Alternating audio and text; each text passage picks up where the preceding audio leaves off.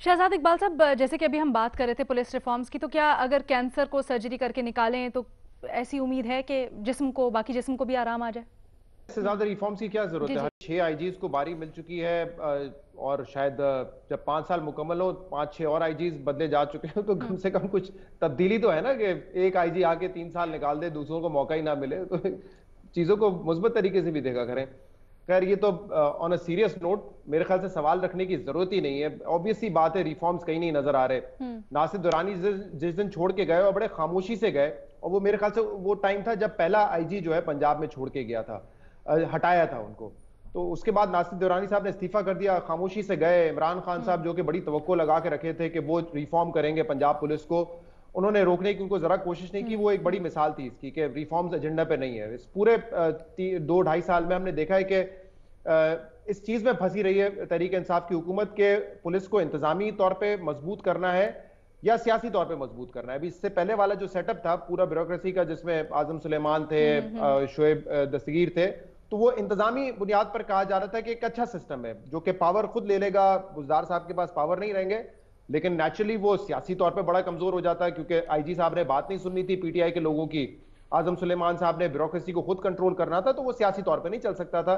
तो वो जो बैलेंस है ना, वो तलाश करने की कोशिश अभी तक तहरीक इंसाफ कर रही है। एक और मिसाल में दे दूं, एक और अच्छे अफसर की जिनका केस आज था इस्लामाबाद हाई कोर्ट में, बशीर मेमन साहब का, साबिक डीजी एफआईए है।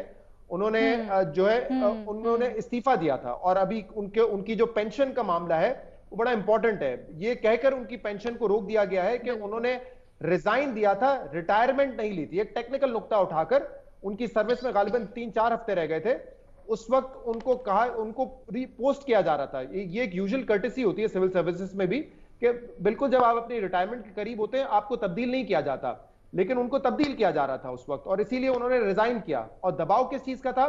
यही जो अरशद मलिक केस की हम बात कर रहे हैं, उसके बाद बड़ा प्रेशर था उनके ऊपर कि वो मरियम नवाज को, नून लीग के दीगर लोगों को अरेस्ट करें। वो ये करने से इनकार कर रहे थे। उससे पहले भी कई दबाव उनके ऊपर आए थे। मतलब बेसिकली ये अच्छा, कोशिश थी ये कि हम जिस बार तरीके बार से शहजाद इसके बारे में ये गुफ्तगू मुकम्मल कर करने रहे दे, हैं। प्लीज, मुझे वजीर इंपॉर्टेंट आजम मामला है। साहब भी कहते जिस हैं, तरीके से हाँ। नैब फंक्शन कर रहा था, जिस तरीके से नैब फंक्शन कर रहा था, यही ख्वाहिश थी कि एफआईए भी इस तरह फंक्शन करे।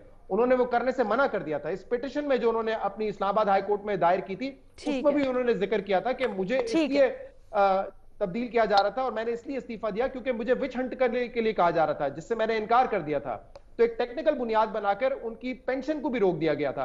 और ये जहां तक मुझे पता है, मेरे जराए जो बताते हैं, ये हुक्म भी ठीक है जी, ठीक है। प्राइम मिनिस्टर शहजाद साहब, हाउस में टाइम बैठे बड़ा हुए कम है, मैं एक चाहती हूँ शख्स का शायद था, भट्टी साहब एक कभी अहम शख्स का इसमें था। कमेंट उनके शामिल कर कहने लें। पे एजीपीआर को कहा कि यकीनन। इनकी पेंशन को रोक दिया जाए, जबकि तमाम मराइल उनकी पेंशन के हवाले से पूरे हो चुके थे। आज मौतल क्या है ये फैसला अदालत ने पूछा भी है इससे इस्लामाबाद हाई कोर्ट। मुतल्लिक आज, अदालत ने पूछा भी है कि क्यों क्यों जब सब कुछ हो रहा था तो क्यों रोकी गई, किसके हुक्म पे रोकी गई? क्योंकि इरशाद भट्टी देखिए, साहब, जो क्विकली। सेक्रेटरी एस्टेब्लिशमेंट डिवीजन है, वहां से मामला तय हो गया था। इनकी पिटिशन फॉरवर्ड, इनकी जो पेंशन का मामला है वो आगे फॉरवर्ड हो गया था। पेपर्स इनके अपने इदारे एफआईए ने पेपर्स आगे फॉरवर्ड कर दिए थे। एजीपीआर ने फिर जो है उनकी जी पेंशन शहजाद को साहब। रोक दिया। पहले चेक जी इशू हो गए, फिर बाद में उसको रिवर्स किया।